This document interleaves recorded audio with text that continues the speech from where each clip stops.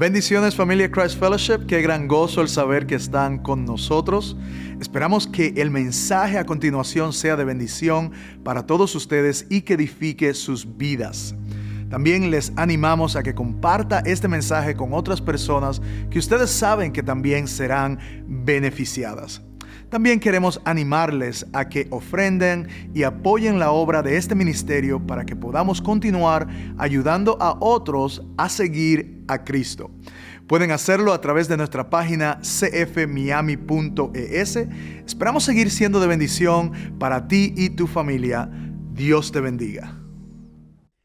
Hoy alabamos y glorificamos a nuestro glorioso Salvador porque Él vive, Él se levantó de la muerte venciendo el poder de la muerte y las consecuencias del pecado. Démosle un fuerte aplauso a nuestro Señor en esta hora porque Él merece toda nuestra alabanza y toda nuestra adoración. Bienvenidos a Christ Fellowship en español. Queremos dar un saludo especial a todas nuestras sedes aquí en Miami, todas nuestras sedes globales y a los que nos acompañan por medio del internet. Mi nombre es José Alonso y tengo el privilegio de ser parte del equipo de enseñanza y predicación aquí en Christ Fellowship. Y continuamos con nuestra serie de Romanos capítulo 8. Y hoy vamos a hablar de un tema fascinante, un tema apasionante, el cual he titulado La esperanza de nuestra redención. Y quiero invitarlos para que abran sus Biblias en Romanos capítulo 8.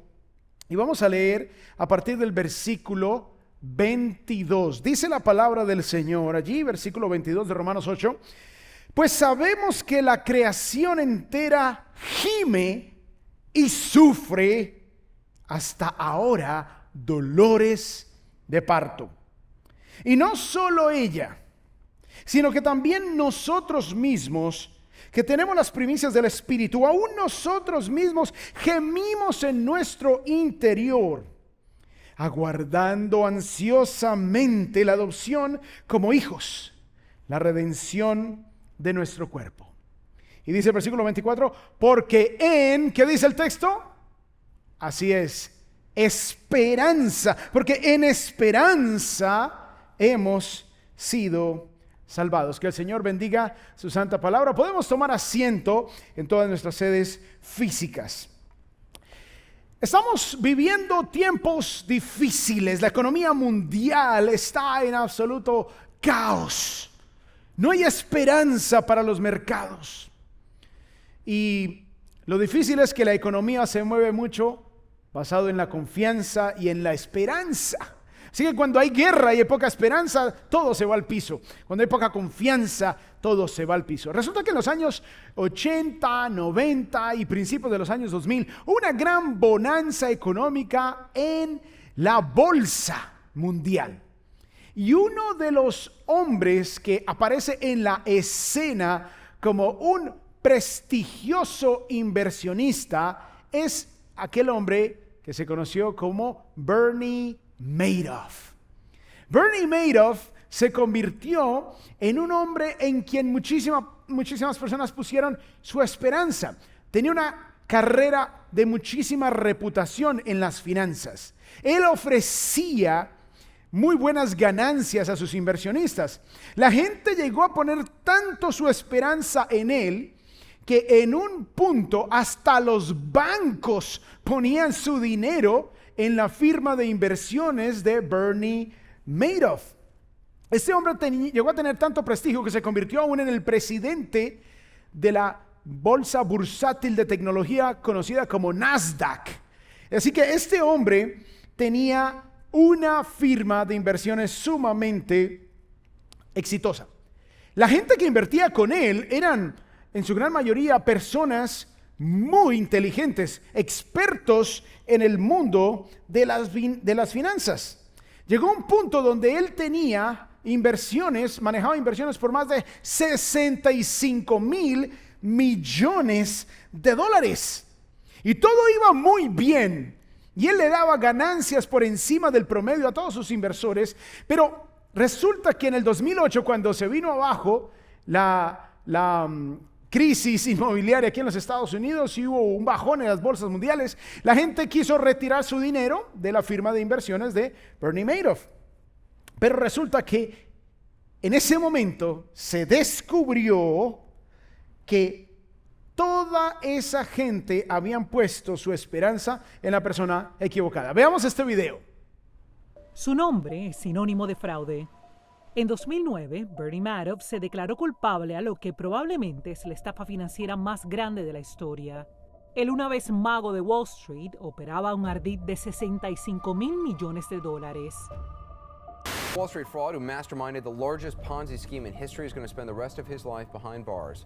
Wall Street's biggest swindler ever, now behind bars. Un clásico esquema de Ponzi. Madoff usó el dinero de inversores nuevos para pagar a los anteriores. Se llevaba a cabo a través de Bernard L. Madoff Investment Securities, la firma que él fundó en 1960 y operó hasta su arresto en diciembre de 2008. Las víctimas de Madoff iban desde celebridades como Kevin Bacon, Kyra Sedgwick, el expresentador de televisión Larry King y el dueño de los Mets. Eran bancos internacionales, empresas, organizaciones caritativas y miles de inversores individuales. Las mentiras de Madoff comenzaron a desmoronarse en 2008 cuando la crisis financiera hizo que los inversores sacaran dinero de su fondo. Madoff no pudo encontrar nuevos inversores para pagar a las anteriores. El 10 de diciembre de 2008 les dijo a sus hijos que trabajaban en su empresa como agentes que el fondo de inversión era una gran mentira. El hijo de Madoff, Mark, se ahorcó en el segundo aniversario del arresto de su padre. Su otro hijo, Andrew, murió de cáncer 4 años después. Por sus crímenes, Madoff fue sentenciado a 150 años en una prisión federal. Todo esto fue una gran mentira. Lo que Bernie Madoff tenía era una pirámide en donde usaba el dinero de los nuevos inversionistas para pagarle a los inversionistas antiguos, y cuando los antiguos quisieron retirar su dinero, él no tenía cómo responder, y esto obviamente llevó a una gran crisis. Más de 40,000 personas habían invertido en la firma de inversiones de Bernie Madoff y se perdieron más de $65 mil millones. Y lo curioso es que la mayoría de las personas que invirtieron eran expertos. Ellos, a pesar de saber que no debían hacer esas inversiones porque no cuadraba la matemática de lo que él ofrecía comparado a la media en el mercado financiero, a pesar de eso, a pesar de ser expertos, ellos pusieron su esperanza en la persona equivocada. Permítanme traer esta historia a la enseñanza de hoy, porque esta es una ilustración de cómo muchos cristianos ponen su esperanza en la persona o en la cosa equivocada, diferente a lo que han aprendido. Así como miles de inversionistas expertos pusieron su esperanza en Bernie Madoff, muchos cristianos, a pesar de haber entregado su vida a Jesús, ponen su esperanza en otra cosa diferente en su vida diaria. De repente ponen su esperanza en la solución de un problema, en una relación. Ponen su esperanza en que su salud mejore, en que el negocio funcione, en ganarse la lotería o cosas semejantes. Y aunque muchas de estas cosas son buenas, no debemos poner nuestra esperanza en estas cosas. Por eso, la idea principal que quiero compartir con ustedes hoy es: muchos ponen su fe en Cristo, pero diga conmigo, esperanza. Así es, su esperanza está en otra cosa. Ahora, ustedes escuchan todo esto y se preguntan, bueno, entonces, ¿en qué debe poner el cristiano su esperanza? Bueno, eso es lo que vamos a aprender hoy a la luz del texto de Romanos 8, a partir de los versículos 18 en adelante. Hoy quiero compartir con ustedes 3 puntos, básicamente. ¿Cuál debe ser nuestra esperanza? 3 puntos. Este va a ser el ABC de nuestra esperanza. Y el punto A que quiero tocar en este día es: nuestra esperanza está en la gloria de la segunda venida de Cristo. La gloria de la segunda venida de Cristo. Ahí debemos poner nosotros nuestra esperanza. Miren lo que dice el versículo 18 de Romanos 8. Dice: pues considero que los sufrimientos de este tiempo presente no son dignos de ser comparados con la gloria que nos ha de ser revelada. El pastor José Peña nos habló la semana pasada sobre la gloria venidera y cómo no se compara esa gloria que nos espera con las cosas que experimentamos, las dificultades que experimentamos hoy. Y dice, porque el anhelo profundo de la creación es aguardar ansiosamente la revelación de los hijos de Dios, porque ¿en qué? Dígalo otra vez, en esperanza hemos sido salvados. Ahora, como vamos a hablar de esperanza, necesitamos definirla. La Real Academia de la Lengua Española dice que la esperanza es una virtud teologal por la que se espera que Dios otorgue lo que ha prometido. O sea, esperanza es básicamente aquello en lo que ponemos nuestra seguridad y nuestra felicidad futura. Desafortunadamente, la palabra esperanza es sinónimo de incertidumbre, porque cuando uno dice frases como yo tengo la esperanza de que me salga ese trabajo, entonces, hay incertidumbre. Yo tengo la esperanza de poder comprar el automóvil, entonces hay incertidumbre. Yo tengo la esperanza de que a mi hijo le vaya bien, entonces se ha asociado la palabra esperanza con incertidumbre, pero en realidad la palabra esperanza debe ser sinónimo de certeza, de certidumbre, en lugar de ser sinónimo de incertidumbre. Y nuestra esperanza debe estar puesta en la gloria de la segunda venida de Jesús. El texto nos decía aquí que la creación aguarda ansiosamente la revelación de los hijos de Dios. ¿Por qué? Porque cuando los hijos de Dios sean revelados en toda su gloria, es cuando el Señor venga por segunda vez. Miren lo que dice Primera de Pedro 1:13. Dice, por tanto, preparen su entendimiento para la acción, prepárense para lo que vienen, alisten su mente, porque lo que viene es grande. Sean sobrios en espíritu, o sea, no se dejen mover fácilmente, pongan su esperanza. ¿Pongan su qué? Así es, esperanza completamente, no parcialmente, no por pedazos, sino completamente en la gracia que se les traerá. ¿Cuándo? En la revelación de Jesucristo. Con la segunda venida de nuestro Señor se harán efectivas todas sus promesas. Con la segunda venida del Señor vamos a tener la plenitud de las promesas de Dios. Ahora, ¿cuántos cristianos en realidad ponen su esperanza en la segunda venida de Cristo? Si hacemos una encuesta y si la persona no ha escuchado este mensaje y le preguntamos, ¿en qué tienes tu esperanza? ¿Cuántos en realidad escribirían en la segunda venida de Cristo? Bueno, este texto va a redireccionar nuestra atención, va a redireccionar nuestra mente y nuestro corazón para que enfoquemos nuestro ser en lo que debe ser nuestra esperanza. Así que el primer punto es que debemos poner nuestra esperanza en la gloria de la segunda venida de Cristo. Los dos siguientes van a ser una ampliación de lo que va a suceder con la segunda venida de Cristo. No olvidemos la idea principal. Muchos ponen su fe en Cristo, pero su esperanza está en otra cosa. Muy bien, vamos entonces al punto B. Nuestra esperanza está en la redención futura de la creación.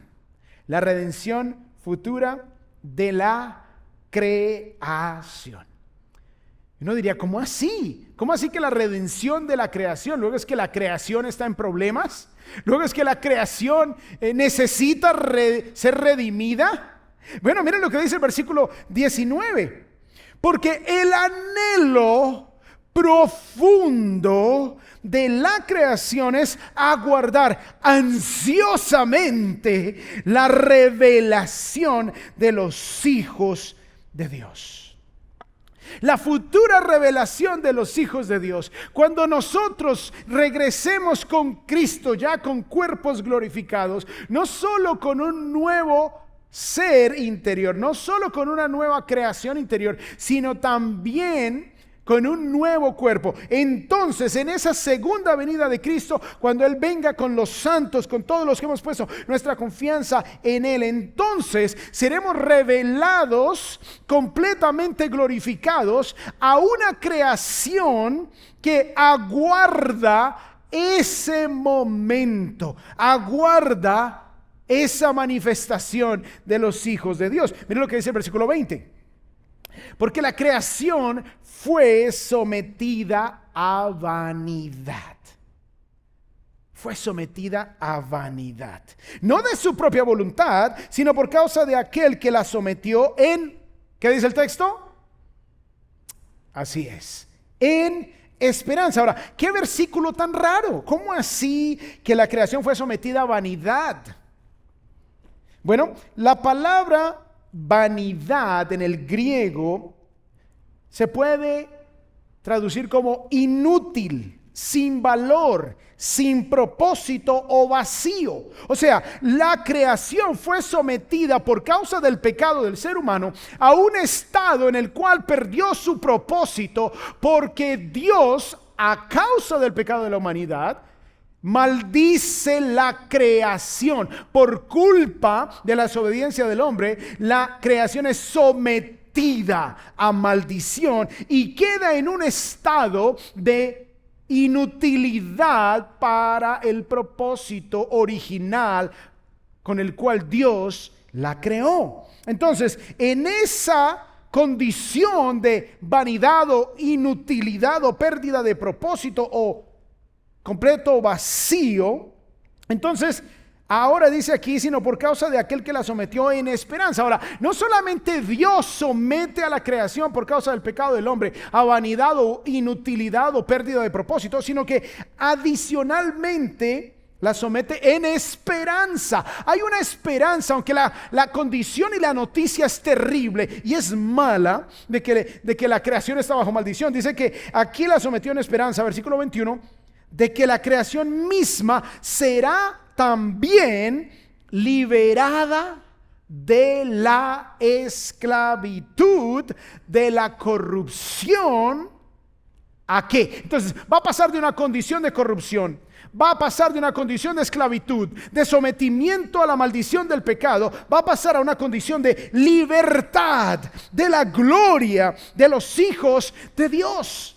Cuando Cristo regrese con sus santos, con los que pusimos nuestra fe en Él, en su segunda venida, previamente seremos raptados y nuestros cuerpos, si estamos vivos, serán transformados en un abrir y cerrar de ojos, y los que han muerto en Cristo serán levantados y se les dará un cuerpo nuevo. Y ahorita al final vamos a hablar un poquito más de eso, cómo será eso.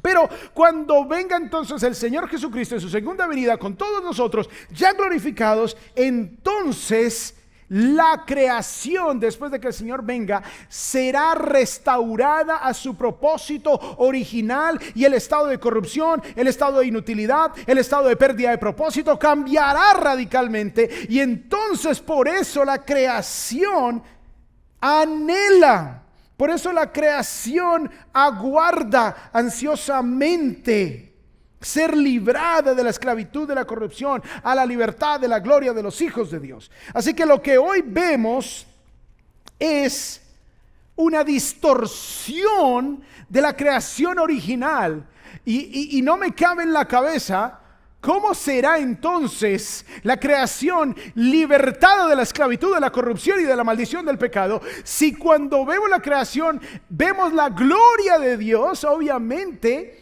ha sido trastornada la creación, y aún así vemos la gloria de Dios de una manera tan inmensa. Así que ¿cómo será la gloria venidera, la gloria de Dios que será manifestada cuando la creación también sea restaurada? Ahora, una de las cosas más lindas para apreciar y contemplar en la creación son las puestas del sol. De hecho, esta es una de las cosas que a mi esposa más le encanta ver. Le encanta contemplar las puestas del sol. Ahora imaginémonos la puesta del sol más hermosa que podamos imaginar. Y tan bella como se ve, no tiene la plenitud del resplandor y la hermosura con que fue creada originalmente. ¿Pueden creerlo? No tiene esa plenitud porque ha sido sujeta a corrupción. Miren lo que dice el versículo 22. Pues sabemos que la creación entera gime y sufre. Escuchen esto. Gime la creación y sufre hasta ahora dolores de parto. O sea, la creación se retuerce por causa de la corrupción a la que fue sometida. Es interesante que el apóstol Pablo utilice los dolores de parto como una ilustración de lo que experimenta la creación, porque pareciera como que se intensifica cada vez más ese gemir, ese retorcer de la creación, expectante a que el fruto de justicia, el Mesías, Cristo el Señor, se manifieste en la plenitud de su gloria con todos los hijos de Dios. Es como la madre que empieza a tener las convulsiones cada vez más, las contracciones cada vez más fuertes, expectante a la venida de ese bebé que tanto se espera. Así que nosotros, los creyentes, seremos completamente transformados y vendremos manifiestos en la gloria de nuestro Señor. Así que estas contracciones naturales de la creación se hacen evidentes en fenómenos naturales como por ejemplo los huracanes. Es como que la creación está manifestando esas contracciones. Es como que la creación está gimiendo con poder y con furia. Es como quizás en los tornados se ve como aún los vientos azotan con furia. Vemos en los tsunamis cómo la creación manifiesta ese gemir, esa angustia. Vemos cómo en los fuegos forestales se hace evidente cómo la creación se está retorciendo. O qué tal los terremotos, cómo manifiesta que la creación experimenta dolores de parto. La maravillosa noticia es que cuando el Señor Jesús regrese por segunda vez, Él va a restaurar toda la creación, rehaciéndola.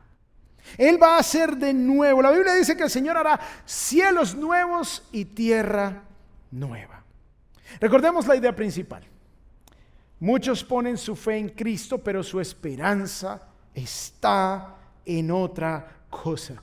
Los que estamos equivocados somos los que ponemos nuestra esperanza en otra cosa, porque la creación misma pone su esperanza en la redención que vendrá con la manifestación de nosotros, los hijos de Dios, los que hemos puesto nuestra confianza en Cristo. Punto C y último. Nuestra esperanza está no solamente en la gloria de la segunda venida de Cristo, no solamente en la redención futura de la creación, sino en la redención futura de nuestra condición. Estamos en una condición de pecado, estamos en una condición de esclavitud, estamos en una condición sujetos a las consecuencias de nuestras decisiones. Algunos dirán, bueno, pero es que yo no decidí pecar en Adán, eso fue Adán, a mí porque me culpan de lo que hizo Adán y Eva. Bueno, resulta que cuando la Biblia dice que en Adán todos pecamos, quiere decir que Adán y Eva eran los representantes de la humanidad, indicando que todos y cada uno de nosotros hubiésemos hecho exactamente lo mismo si hubiéramos sido Adán y Eva. Dice el versículo 23 de Romanos 8. Y no solo ella, o sea, no solo la creación gime, no solo la creación está expectante, no solo la creación se retuerce, no solo la creación anhela la manifestación gloriosa de los hijos de Dios, la segunda venida de nuestro Señor, sino que también nosotros mismos. ¿Quiénes somos nosotros mismos? Al incluirse Pablo está hablando de los creyentes, nosotros los creyentes que tenemos las primicias del Espíritu. Ahora, este vocabulario de primicias nos lleva al templo, nos lleva a cómo Israel traía las primicias, los primeros frutos de la cosecha, en señal de absoluta esperanza, absoluta confianza en el Señor. Y les traían a sus primeros frutos, no los cogían para ellos, se los daban al Señor, los traían al templo, en señal de que ellos sabían que Dios iba a darles la cosecha completa. Así que nosotros mismos que tenemos las primicias del Espíritu, se nos ha dado el Espíritu Santo para que habite permanentemente en nosotros. Por primera vez en la historia, el Espíritu de Dios ha venido a habitar permanentemente en el ser humano. Aún nosotros mismos gemimos en nuestro interior. ¿Cuántos de ustedes no anhelan disfrutar de una existencia sin el pecado? Nosotros anhelamos en nuestro interior, aguardando ansiosamente la adopción como hijos, la redención de nuestro cuerpo. A nosotros se nos ha sido dado el Espíritu como las primicias. O sea, se nos ha dado el Espíritu como garantía de que nosotros, como ahora seres que tenemos vida espiritual, somos la evidencia de Dios para la creación entera, de que la redención total y final de la creación será una realidad absoluta, contundente. Por eso nuestra esperanza en la segunda venida de Cristo, nuestra esperanza en la redención de la creación y nuestra esperanza en nuestra redención es segura. Ese gemir interior del que habla aquí el versículo 23 hace referencia a ese profundo pesar y profundo dolor que hay en nuestros corazones cuando vemos la condición de pecado en este mundo, cuando vemos la condición de maldad a nuestro alrededor, cuando vemos esos videos, esos clips en las redes sociales, mujeres diciendo, sí, déjenos matar a nuestros bebés, literalmente diciendo eso, cosas atroces, cosas que uno dice, Señor, gime nuestro interior por tu venida, Señor. Y habla de la redención de nuestro cuerpo. Nosotros tenemos, los que tenemos el Espíritu de Dios, tenemos unos privilegios tan grandes, unos privilegios tan hermosos, la compañía constante, la presencia permanente de Dios en nuestras vidas, la guía constante del Espíritu, la afirmación constante del Espíritu, el consuelo constante del Espíritu. Todas esas cosas son el abrebocas de la gloria que habrá de venir para todos los que hemos puesto nuestra confianza en el Señor Jesucristo. Esos privilegios espirituales que disfrutamos hoy nos hacen anhelar la plenitud de todas estas bendiciones plenas que disfrutaremos con la venida de nuestro Señor. Y aunque ya somos adoptados en la familia de Dios, en la venida de nuestro Señor se cumplirá plenamente esa adopción y todas las bendiciones. Será consumada esa adopción y la plenitud de todas esas maravillas que el Señor ha prometido una vez que el Mesías venga a morar en esta tierra y sea prometida y establezca su reino como lo prometió en el Antiguo Testamento. Así que lo que tenemos hoy es real, pero no es la plenitud de la bendición de Dios para sus hijos todavía. Esa plenitud vendrá con la segunda venida de nuestro Señor. Ahora, la pregunta es, a la luz de estas maravillas, ¿por qué insistimos en poner nuestra esperanza en otras cosas en este mundo terrenal? Por eso es que ese evangelio, esos predicadores que te prometen bendiciones en esta tierra, huye, corre, son falsos profetas, son lobos vestidos de oveja, porque a quién le interesa las bendiciones de este mundo que va a ser destruido, a quién le interesa poner sus ojos en un terreno que va a ser destruido y va a ser rehecho por una nueva tierra y unos nuevos cielos, a quién le interesa poner su esperanza en esto que perece, cuando la gloria venidera, cuando las promesas de Dios y las bendiciones espirituales son muchísimo más grandiosas. No te dejes vender una baratija espiritual ofreciéndote riquezas de este mundo, engañándote, cuando Dios nos ofrece cosas que trascienden este mundo material. Pon tu esperanza, pon tu corazón, pon tus ojos, pon tus anhelos, pon tus deleites, pon tus deseos en el Dios de gloria. Amén. Dale un fuerte aplauso al Señor porque Él merece nuestra adoración por todo lo que nos brinda y por todo el futuro que nos espera. Miren lo que dice Hebreos 9:15.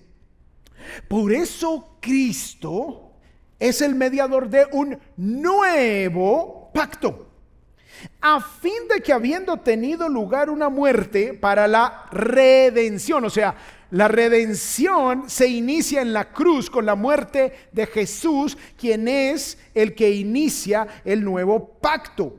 Entonces, la redención inicia en la primera venida de Cristo, la redención de las transgresiones que se cometieron bajo el primer pacto, los que han sido llamados, o sea, nosotros los que hemos respondido a ese llamado, los que Dios ha elegido desde antes de la fundación del mundo, los que han sido llamados reciban ¿qué? La promesa de la herencia eterna, o sea, la plenitud de las promesas que se dará en la segunda venida de Cristo. La redención inicia en la cruz y será consumada en la segunda venida de nuestro Señor. Y por eso ahí dice el apóstol Pablo en el versículo 23 que habla de la redención de nuestro cuerpo, habla de la esperanza con que hemos sido salvados.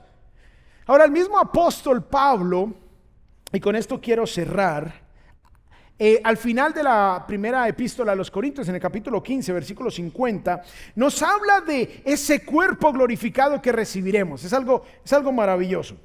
Dice así, versículo 50, esto digo, hermanos, que la carne y la sangre no pueden heredar el reino de Dios. O sea, este cuerpo de carne y de sangre que tenemos en este momento no es apto para experimentar el cielo, el reino de Dios, lo que vendrá. Ni lo que se corrompe hereda lo incorruptible. Este cuerpo, a causa del pecado, se va corrompiendo, se va envejeciendo, se va dañando, se va muriendo. Entonces no puede este cuerpo corruptible heredar lo incorruptible.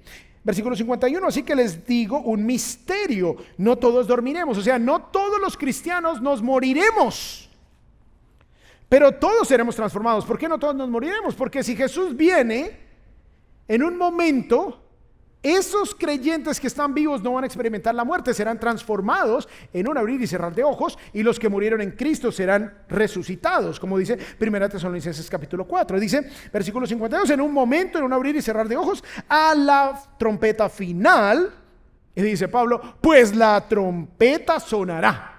Créanlo o no créanlo, va a sonar la trompeta y el que murió en Cristo será resucitado y el que cree en Cristo será transformado. Y los muertos resucitarán incorruptibles, ¿sí ven? Transformados. Y nosotros seremos transformados.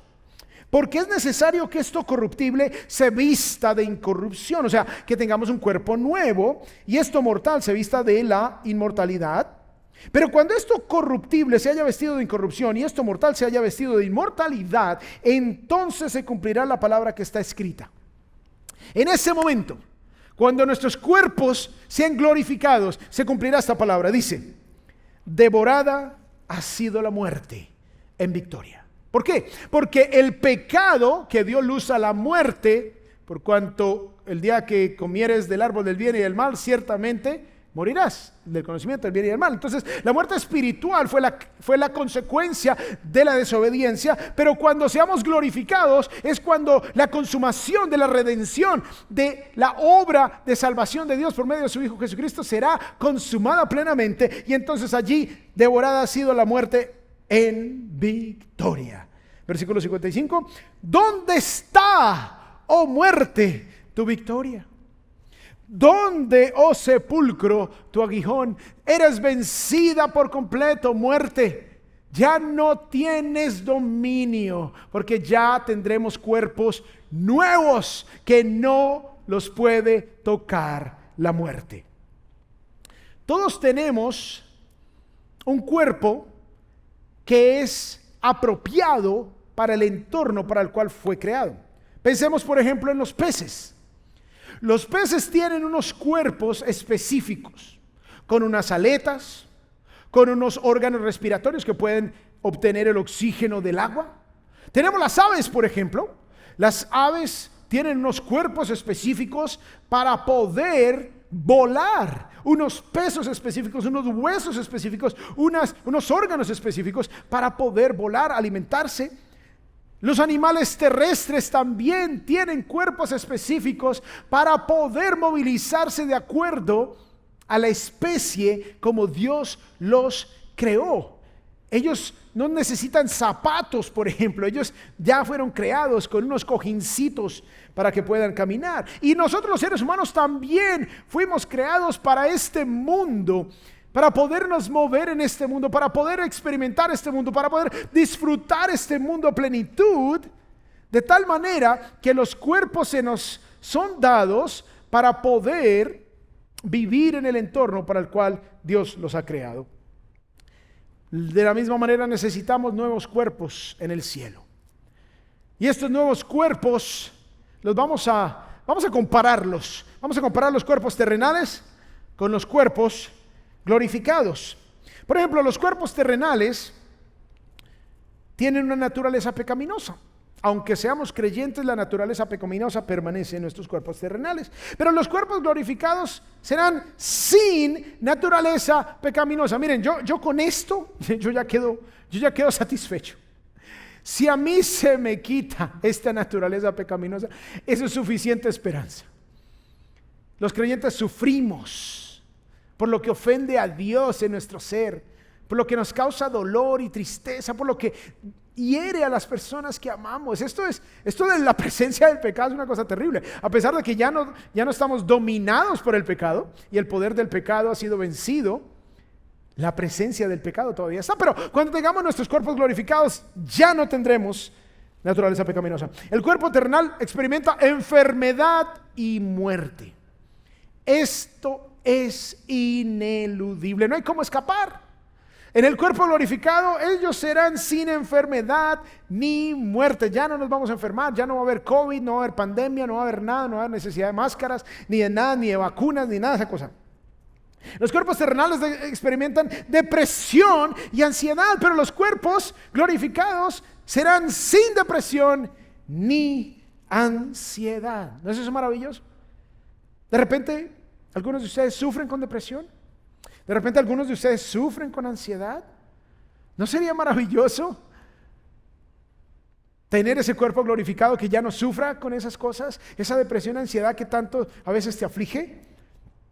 Los cuerpos terrenales experimentan dolor y sufrimiento, pero los cuerpos glorificados serán sin dolor ni sufrimiento. Los cuerpos terrenales experimentan hambre y sed, y los cuerpos glorificados, a pesar de que podremos comer, porque cuando Jesús estaba en su cuerpo glorificado después de la resurrección, Él comió con los discípulos, pero no para sustento, no para vivir, sino por placer. Y tendremos también la celebración de las bodas del Cordero en el cielo, donde cenaremos. El Señor dijo: la próxima vez que me reúna con ustedes, les dijo a los discípulos ahí en la última cena, será en el reino de mi Padre. Pero ya no habrá hambre ni sed en los cuerpos glorificados. Los cuerpos terrenales, nuestro desplazamiento es muy despacio. No podemos atravesar paredes. Cuando el Señor resucitó, de un momento a otro apareció en un salón cerrado. Hay un desplazamiento rápido en los cuerpos glorificados. Y por último, los cuerpos terrenales experimentan discapacidad. De repente tú experimentas discapacidad. De repente un ser amado está sufriendo por la discapacidad, pero en Cristo tenemos la bendición y la gloria de que no tendremos ninguna discapacidad. En Cristo, cuando ese cuerpo tuyo se ha transformado, tus ojos que hoy de pronto no ven, verán al Rey de Gloria. Tus piernas que de pronto hoy no te permiten movilizarte, te permitirán movilizarte y correr al Rey de Gloria. Y si no te puedes ni mover en este mundo terrenal por alguna discapacidad, tendrás la posibilidad de moverte a tu antojo para abrazar al Cordero inmolado, quien ha muerto por ti y por mí para perdonar todos nuestros pecados. Así que Romanos 8:24 nos dice que porque en esperanza hemos sido salvados. Es por esa esperanza que tenemos. Así que no entiendo, mis amados, por qué vamos a poner nuestra esperanza en otra cosa. A partir de hoy, tu esperanza no debe estar puesta en otra cosa diferente a la segunda venida de Cristo, a la redención de la creación y a la redención de tu condición. Nuestra condición es difícil, necesitamos ser redimidos. Me encanta Isaías 49:15, con esto quiero cerrar. Dice: ¿puede una mujer olvidar a su niño de pecho? O sea, lo más natural es que una mujer no olvide a su bebé. sin compadecerse del hijo de sus entrañas? O sea, eso es lo natural. Obviamente vemos también cómo se cumple la palabra de que dice que en los últimos tiempos ya no habrá ni afecto natural. Mamás dejando tirados a sus hijos, asesinando a sus hijos. Y dice el Señor, aunque ella se olvidara, aunque una mamá se olvidara de su bebé, yo no te olvidaré. ¿No es esto maravilloso? Yo creo que eso merece un aplauso al Señor. Amén. Démosle un aplauso al Señor en este momento. Porque aunque nuestra mamá se olvide de nosotros, el Señor nunca te olvidará. Versículo 16. En las palmas de mis manos te he grabado. El Señor tiene a sus hijos en las palmas de su mano. No olvidemos la idea principal. Muchos ponen su fe en Cristo, pero su esperanza está en otra cosa. Y yo te quiero invitar a que hoy no solamente pongas tu fe en Cristo, sino también tu esperanza en Él. Hoy Dios está hablando a tu vida. Y tu corazón se siente acelerado y tu corazón se siente compungido porque Dios está hablando a tu vida y Él desea que hoy entregues tu vida a Él. Vamos a orar y vamos a entregar nuestra vida, nuestra fe y nuestra esperanza a Jesucristo. Quiero invitarlos a que cierren sus ojos, inclinen su rostro y oren conmigo esta oración. Dios bueno y maravilloso, hoy reconocemos que nuestra esperanza debe ser puesta solo en ti, Señor. Perdónanos de todos nuestros pecados. Te entregamos nuestra vida por completo a ti. Creemos que Jesús murió por nuestros pecados y resucitó al tercer día, venciendo la muerte. Ahora nos invitas a poner nuestra fe y también nuestra esperanza en ti. Tu Espíritu Santo viene a habitar en todos los que hemos puesto nuestra fe en Jesús. Y esa es la garantía de la gloria venidera. Ayúdanos a vivir para ti, Señor. Y que tu Espíritu nos transforme cada vez más a la imagen de tu amado Hijo Jesús. Te lo pedimos todo en el maravilloso nombre de Cristo Jesús. Y el pueblo de Dios dice: amén. Quiero invitarte a que le des un fuerte aplauso a nuestro amado y glorioso Salvador por sus maravillas y por la gloriosa esperanza que nos ofrece. Dios les bendiga.